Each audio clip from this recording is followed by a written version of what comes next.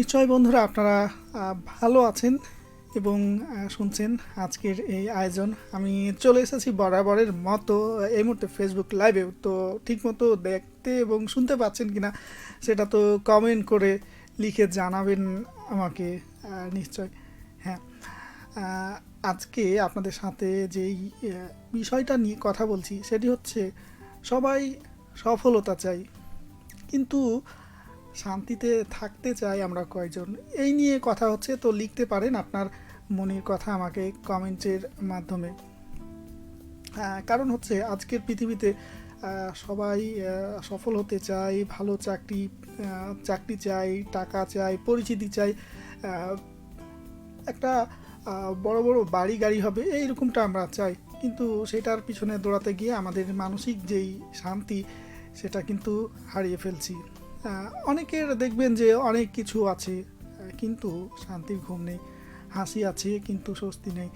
মানুষের ভিড়ে সে আছে হয়তো, কিন্তু ভেতরে ভেতরে সে নেই।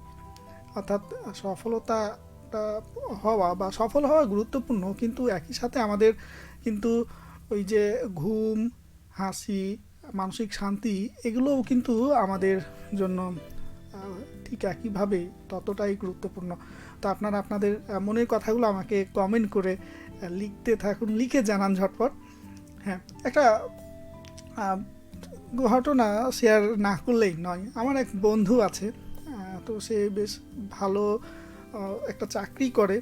মাসে সে একটা মোটা স্যালারি পায়, গাড়ি বাড়ি বা অনেক কিছু আছে তার। কিন্তু একদিন তার সাথে কথা হচ্ছিল, তো হঠাৎ বলল, দোস্ত, শান্তিতে ঘুমাতে পারি না। কথাটা শুনে আমার একটু খারাপ লাগলো। কারণ ছোটোবেলায় ভাবতাম যে মানে বড় হওয়া বা এই যে টাকা পয়সা ইনকাম করা, এটাই মনে হয় অনেক কিছু। মানে টাকা থাকলেই এই যে সব কিছু হয়, কিন্তু টাকা থাকলেই মানুষ কিন্তু সুখী হয় না।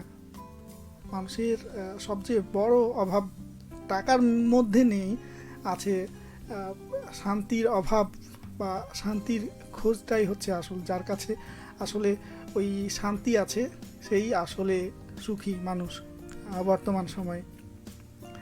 যেমন ধরুন যে আগে আব্বু মা আপনার বাবা হয়তো কম টাকা আয় করতো, তবুও রাতে সবাই মিলে একসাথে বসে খেতেন, হাসতেন, গল্প করতেন। এখন ধীরে ধীরে হয়তো আয় বেড়েছে, কিন্তু সময় কমে গেছে। একই ছাদের নিচে আমরা হয়তো থাকছি, কিন্তু একে অন্যের থেকে দূরে সরে যাচ্ছি। কেউ হয়তো ফোন নিয়ে ব্যস্ত, কেউ টেলিভিশন নিয়ে ব্যস্ত, কেউ কাজ নিয়ে ব্যস্ত, কিন্তু আগের মতো সেই কথা হচ্ছে না একে অন্যের সাথে।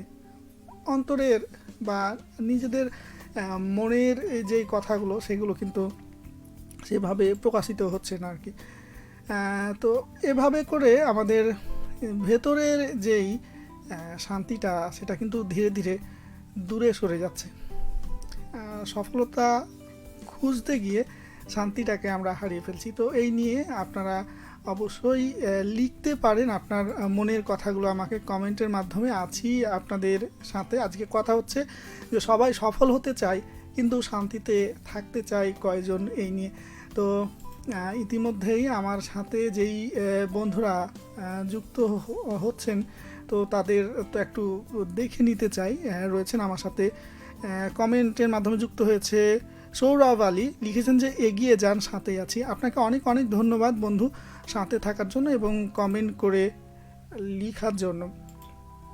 হ্যাঁ, আপনাদের কিছু বিষয়, মানে আজকে যে বিষয় নিয়ে কথা বলছি, তো সেটা নিয়ে ভাবার সময় অনেক বিষয় হয়তো আমরা পাই না, বা অনেক সময় ভাবি, অনুভব করি, কিন্তু বলা হয় না, জানা হয় না, শোনা হয় না।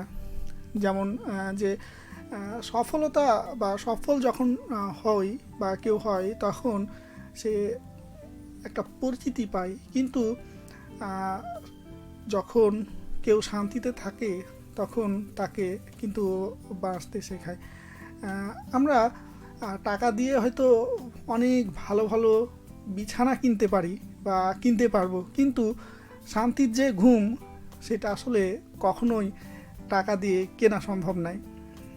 এখন দেখেন যে আমরা অনেকেই সুখে আছি এরকম ছবি তুলছি, কিন্তু আমরা সুখে থাকছি কম।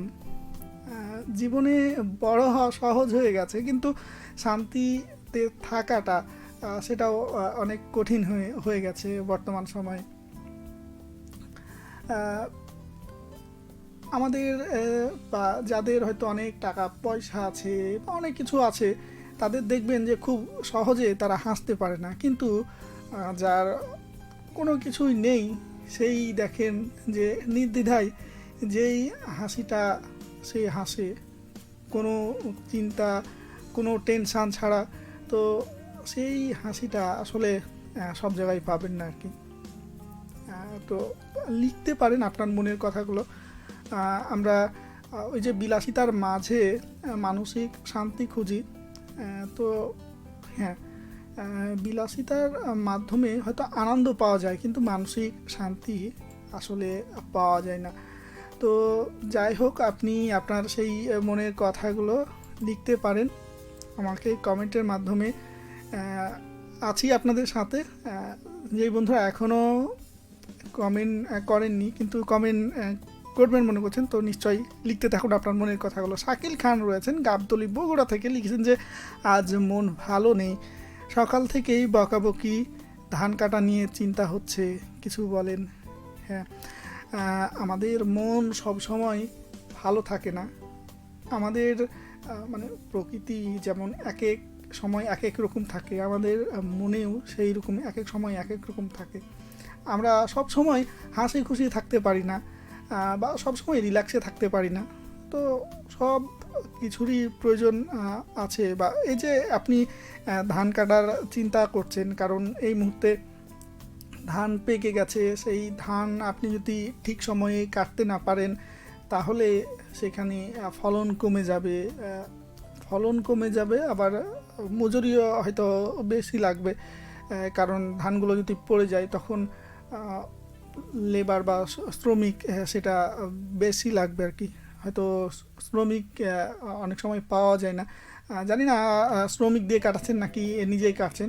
নিজে কাটতে হলে এখন বর্তমান সময়ে কিন্তু দিনের বেলা প্রখর রোদ থাকছে, তো অবশ্যই সেই প্রখর রোদে ধান কাটাটাও বেশ কষ্টসাধ্য বা কষ্টের।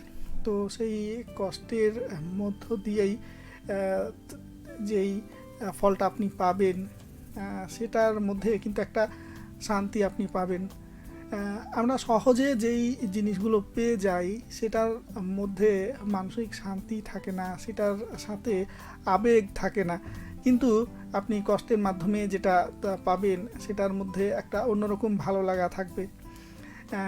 এখন হয়তো আপনার একটু কষ্ট হচ্ছে, তো যখন সেই ফলগুলো আপনি বাসায় তুলবেন বা কাজটা শেষ করবেন তখন আপনার ভালো লাগবে। হ্যাঁ, বকাবকি সব ক্ষেত্রেই হয়।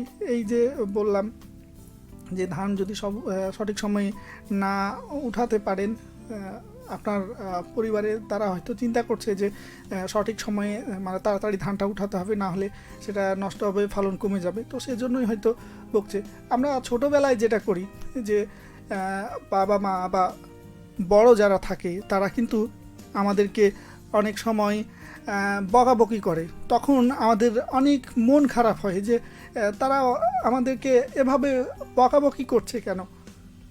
কিন্তু যখন হুঁশ হয় বা বড় যখন আমরা হয়ে যাই, সেই সময়টা যখন পার করে আসি, তখন ভাবি যে না, আমি হলে তো আমিও হয়তো এই কাজটা করতাম, বা এর থেকে বেশি বকাবকি করতাম, যেটা করছিল সেটা ভালোর জন্যই করছিল, এরকমটা মনে হয়। তো নিশ্চয়ই আপনি একটু অন্য দিক থেকে ভেবে দেখেন, তাহলেই দেখবেন যে সেই সেখান থেকে কিছুটা হলেও মানসিক শান্তি খুঁজে পাবেন।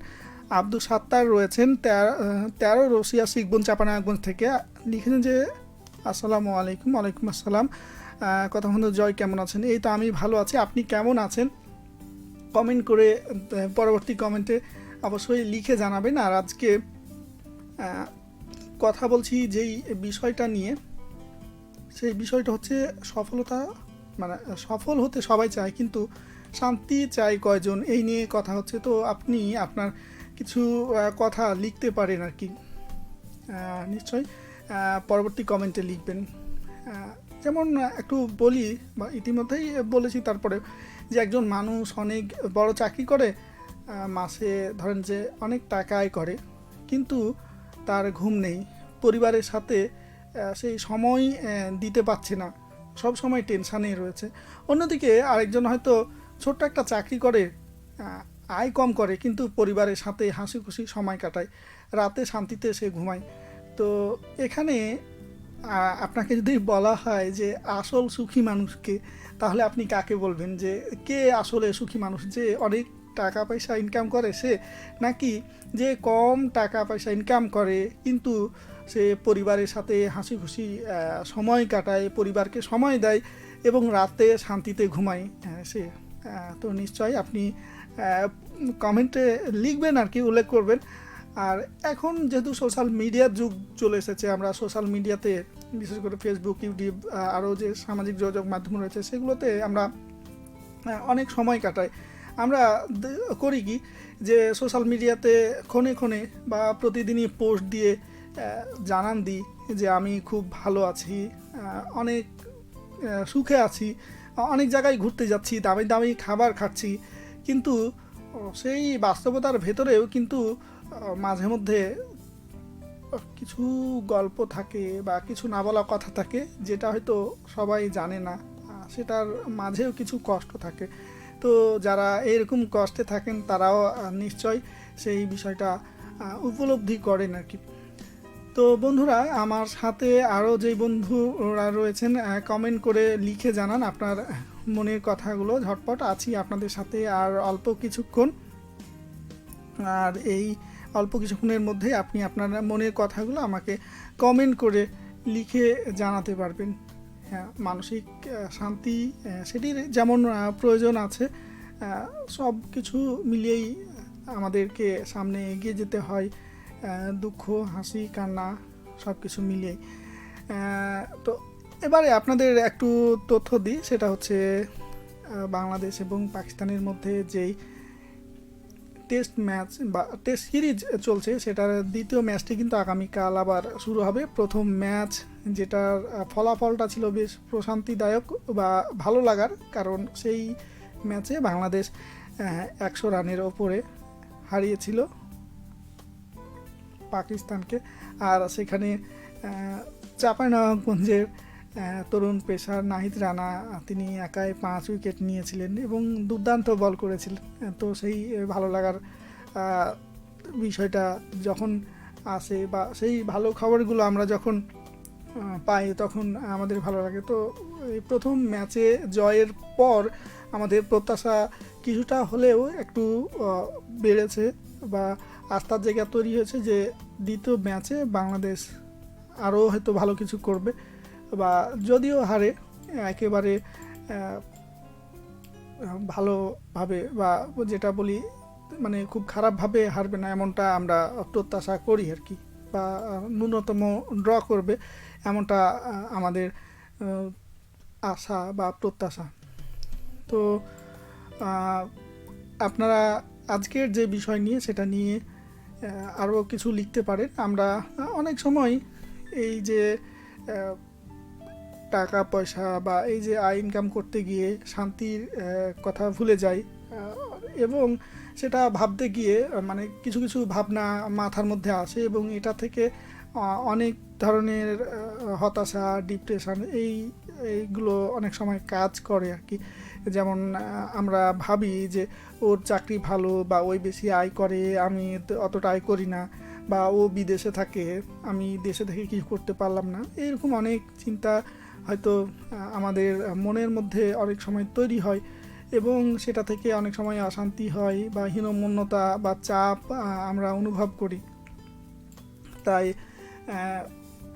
আপনি যে অবস্থানে আছেন সেটা নিয়ে যদি সন্তুষ্ট থাকেন, এবং সেটা থেকে কিভাবে ধীরে ধীরে ওপরে যাওয়া যায় সেটা নিয়ে যদি চিন্তা করেন বা কল্পনা করেন, একবারেই আপনি অনেক দূর চিন্তা না করে ধীরে ধীরে আপনি যদি চিন্তা করেন তাহলে সেই অশান্তি এগুলো কিন্তু কাজ করবে না। ধীরে ধীরে যখন মানে আপনার প্রত্যাশারা যখন ছোট থাকবে এবং সেই প্রত্যাশা ধীরে ধীরে যখন আপনি পূরণ করতে পারবেন, তখন দেখা যাবে যে আপনার ভেতরে ভালো লাগাটা কাজ করবে। আর আপনি যখন ওই একটা কথা আছে আকাশ কুসুম কল্পনা করা, বা অনেক বড় আপনি চিন্তা করবেন, কল্পনা করবেন এবং সেই কল্পনার ছিটে ফোটাও আপনি পাবেন না বা প্রাপ্তির খাতায় যুক্ত হবে না, তখন সেই চাপগুলো বিশেষ করে আপনাকে ভোগাবে বা পোড়াবে।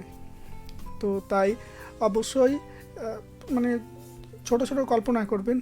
আর এই শান্তিতে থাকার জন্য যে কাজগুলো অবশ্যই করবেন সেটা হচ্ছে পরিবারের সাথে অবশ্যই সময় কাটাবেন এবং তাদের সাথে যেই সময়টুকু পার করবেন সেটি যেন ভালোভাবে হয়। আর কম চাহিদার জীবন আপনি যদি লিড করেন বা সেটা হয় কম চাহিদা, অনেক বেশি না, অল্প চাহিদা, তাহলেই দেখবেন যে আপনি সুখী থাকতে পারবেন। এবং নিজের মতো করে চলুন, তাহলে দেখবেন যে সেই চাপগুলো অনেকটা কমে গেছে।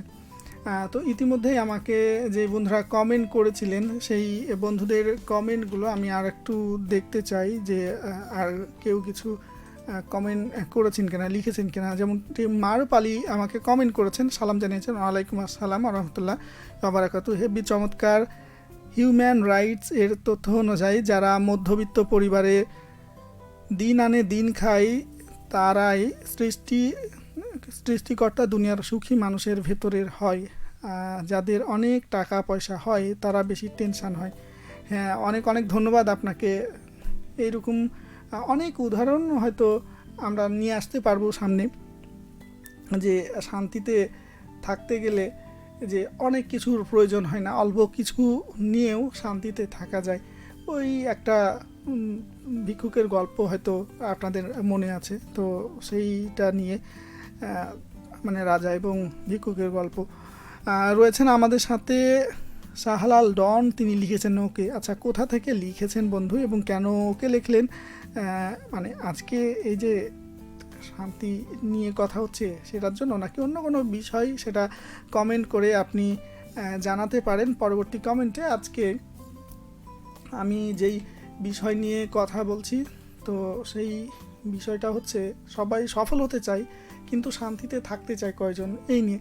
তো লিখতে পারেন আপনার মনের কথাগুলো আমাকে কমেন্টের মাধ্যমে। এবং ইতিমধ্যেই এই নিয়ে অনেক কিছু বলেছি যে জীবনে সফল হওয়াটা গুরুত্বপূর্ণ বা সফল হতে হবে, কিন্তু সব কিছু বিসর্জন দিয়ে নয়। শান্তি এবং শান্তি আমাদের থাকতে হবে, না হলে কিন্তু যদি আপনি শান্তিতেই না থাকতে পারেন বা শান্তিই না থাকে, তাহলে আসলে সফল হয়ে বা অনেক বড় কিছু হয়ে আপনি আসলে পস্তাবেন যে কি করলাম, এত কিছু করলাম কিন্তু শান্তি তো পেলাম না। তো অবশ্যই শান্তির প্রয়োজন এবং সেই শান্তি কেউ দেখা গেল যে অনেক কিছুতে পায়, আবার কেউ অল্প কিছুতেও সেই শান্তিতে পায়। তো যার চাওয়া বা পাওয়া মানে যার চাহিদা বেশি তাকে তার কিন্তু অনেক কিছু লাগে, আর যার চাহিদা কম তিনি কিন্তু অল্পতেই সেই শান্তিটা খুঁজে পান। তো আমার সাথে আরও অনেকেই ছিলেন, আছেন। পরবর্তীতে অনেকেই হয়তো এই কমেন্টটি দেখবেন বা এই লাইভটি দেখবেন, তো তখন হয়তো অনেকেই কমেন্ট করবেন। তো যারা এতক্ষণ ছিলেন তাদেরকে অনেক অনেক ধন্যবাদ জানাচ্ছি। বর্তমান সময়ে বিশেষ করে এই যে দিনের বেলা অনেক গরম পড়ছে এবং রাত্রের দিকেও এখন ধীরে ধীরে সেই গরমটা বাড়ছে, জ্যৈষ্ঠ মাস পড়ে গেছে। মানে এই যে এখন যেটা বলা হয় যে বিশেষ করে আম পাকা গরম আমরা বলে থাকি চাঁপাইনবাবগঞ্জে, তো সেই ভাবসা গরম কিন্তু এখন আসছে। তো এই গরমে অনেকে অস্বস্তিতে পড়বেন, অনেকে সর্দি জ্বর অনেক সময় হয়ে থাকতে পারে, তাই একটু সাবধানে থাকবেন। বাইরে গেলে অবশ্যই ছাতাটা সাথে নেবেন, যেটি আপনার রৌদ্রের তাপ থেকে যেমন আপনাকে সুরক্ষা দিবে, বৃষ্টি হলেও সেখান থেকে আপনি নিজেকে সুরক্ষিত রাখতে পারবেন। এছাড়াও এই সময়ে দেশি ফল যেগুলো, বিশেষ করে তরমুজ আর আম, আরও যে পাকা ফলগুলো এখন পাওয়া যাচ্ছে সেগুলো বেশি বেশি খেতে পারেন। বাইরে থেকে এসেই আপনি ঠান্ডা পানি খাবেন না, এবং বাসায় এসে কিছুটা অপেক্ষা করে শরীরটাকে জিইয়ে নিয়ে তারপর আপনি পানি পান করবেন। তাহলে বিশেষ করে এই রকম মুহূর্তে দেখা যায় যে সর্দি লেগে যেতে পারে, তো অবশ্যই একটু সতর্ক হতে হবে। তো সবার সুস্থতা এবং নিরাপদ জীবন কামনায় আজকের মতো এখানেই শেষ করছি। আগামী সপ্তাহে আবারও আপনাদের সাথে দেখা হবে এবং কথা হবে। সে পর্যন্ত ভালো থাকুন, নিরাপদে থাকুন। শুভরাত্রি।